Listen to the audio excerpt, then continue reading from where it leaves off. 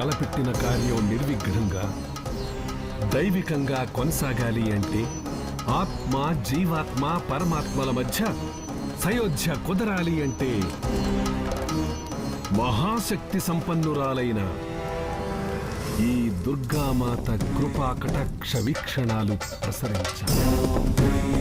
అందుకు అఖండ దీపం ఆరిపోకుండా వెలగాలి.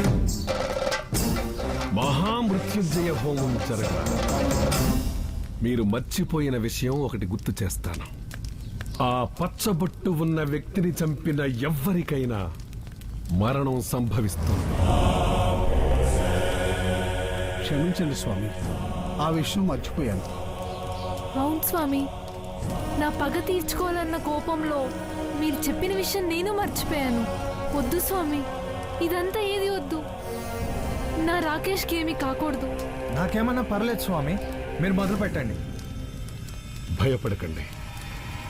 ఈ రక్షా కవచం ఇది నీ శరీరంపై ఉన్నంత కాలం మృత్యువనేది ఎటువంటి పరిస్థితుల్లోనూ నీ దరి చేరదు.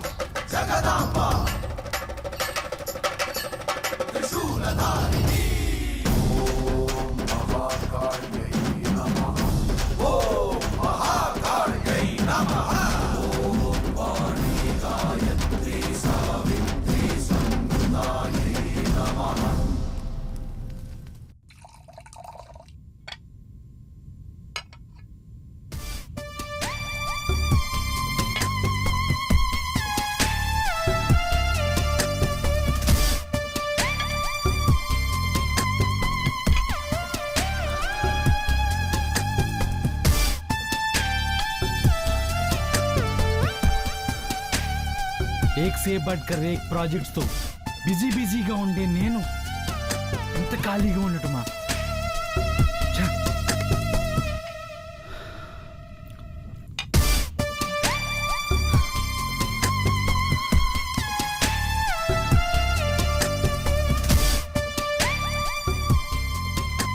రంగు చిలకలతో ఆటాడుకోవాల్సింది నేను ఇలా మందుకు బానిస కావడమా?